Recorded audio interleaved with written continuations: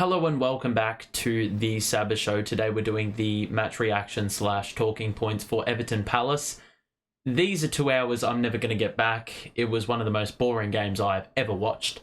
We played like absolute trash for the vast majority of this game.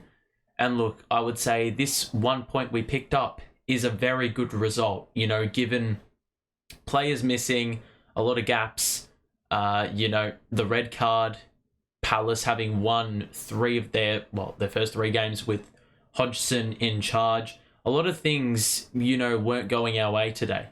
And we didn't really show up either. So 1 point is incredibly valuable.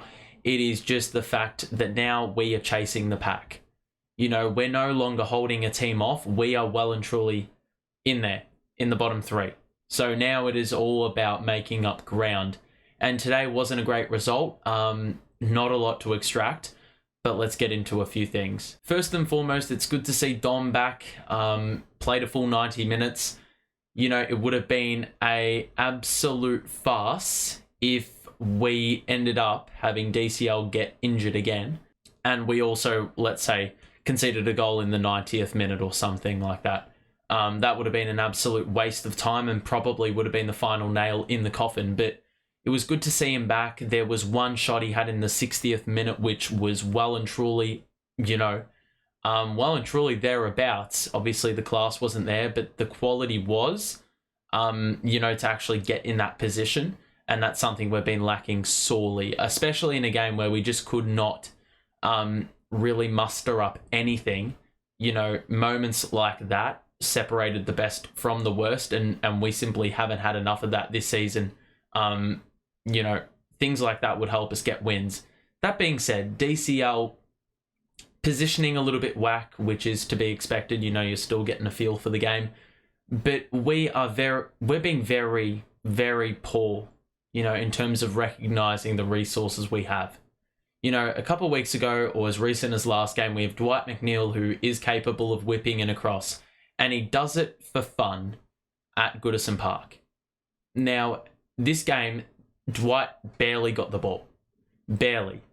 And so if you start sending the crosses in, opportunities are going to be there for DCL, and he probably will take a couple of those opportunities. Or even if you send it in there, just to get him around it. But the problem was we weren't even doing that. We had no interest. Playing too much hoof ball, and, the ball was sitting on DCL. It was playing into the hands of the Palace defenders. They were, mopping it up quite easily. We were just playing into their hands. And it sort of sums up really how the game went, especially in that first half where we didn't have a sniff in the first half hour.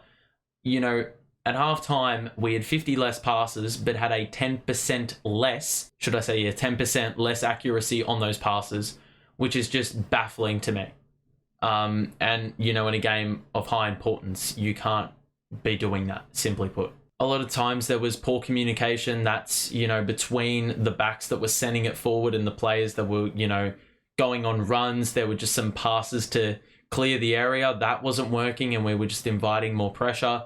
It's really the same shit every single week. Look, if they had a gun to their head, trying to hit a target, they're dead. They're gone. Because, we just couldn't do it for the life of us. Look, you watch a team like Fulham, and I watched them as recently as the game prior to this Everton game, just a couple hours prior. Fast, expansive with their passing, very proactive and on the move, especially on the counter. With us, it's just the complete opposite. Not moving, stagnant, holding onto the ball too long. I think a player that really embodies this is Demarai Gray, because he just holds onto it for way too long and runs into trouble. Just stunts the momentum of any possession we have. And look, if it wasn't for us having a really, really thin amount of depth, we would well and truly be seeing the back of Demarai Gray, because, he didn't put in an acceptable performance, at least the performance that's required of these players in, this stage of the season. Players like Mikalenko, players like Iwobi some of the time. I don't want to, focus on one particular player because no one got it right. Another player who was just hideous, and I don't know why this was the decision, but Playing Mason Holgate after halftime with a yellow card, having played a really bad first half, is a really questionable decision by Dyche. And a lot of people have mentioned that Dyche looks a little bit less comfy on the sidelines in the last couple of games, and that could be reflected in some of the decisions he has made. So, look, that's a little bit of a concern. Even James Tarkowski has said that maybe the team lacks confidence. The forward players need to offer more and do better. So it seems like the recognition is there. It's about execution, and the execution for far too long has been incredibly poor and lackluster. There hasn't been a response at all. So, yeah. But Mason Holgate, getting sent off, he was a nightmare. I mean, we had Nathan Patterson on the bench, ready to go. He should just be getting minutes. A 20-year-old fullback with energy, in a game where there was a lack of life. A player like him who's willing to put his foot in, he's got energy about him, he's got a bit of pace, could have provided something a little bit different that simply Mason Holgate does not provide and hasn't provided for ages. I don't understand how much larger of a sample size you want to continue rolling out the same plays, but the problem is we don't have any other choice with the plays we are missing. And look, we could have played Patterson over Holgate, but we're talking about like some other players like Damari Gray, who has not presented for ages. We've had Neil Mopay filling in. He's not good enough either. But because of the squad depth, we don't have another choice. And Sean Dyche ideally would want Takure and Onana, these kind of players, to be in our team and drive us forward. But we just simply don't have that, and everything's had to be readjusted. The resources have had to be distributed a little bit differently. And that's really taken a toll on our play, or whatever good play we've had. I mean, it's pretty few and far between, but still, we can't get much worse, and we picked up a point. So that's probably taking the glass half full approach. As I said, it is a concern now. Obviously, teams around us, there's a lot of 6-pointers being played, so I don't really know whether I want win, losses, or draws for a specific team.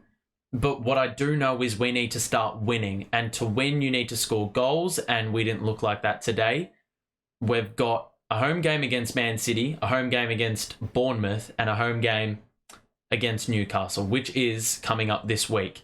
That game has to be a win. It just has to be, because I don't back us in picking up points against Man City. Amazingly, we actually did that away from home. Don't ask me how. But this game is huge, because I wouldn't back us in to beat Leicester. The importance of that game is just uncanny. It's ridiculous, that Leicester game, but there's not too many opportunities left. Every single game from here on out is a must win. You cannot go into the game saying we'll be happy with a point. If we can pick up a point, we need to pick up the win. It's that simple. We can't be leaving any points on the table, especially in this fragile a position, because you can easily slip away. We've seen teams like Bournemouth and Palace and Wolves, separate themselves from the pack as soon as they start picking up wins. We need to do the exact same thing. Do I think the squad has it in them? I'm not 100% sure. That's what is the fear. Share your thoughts about this one, because a lot of people are pretty divisive. At least the fan base is pretty divisive on this one, whether the point was a good point or a bad point. Obviously a lot to gain, but also there was quite a lot to lose given the circumstances. So let me know your thoughts. Have a great rest of your day. We'll see you soon. Bye for now.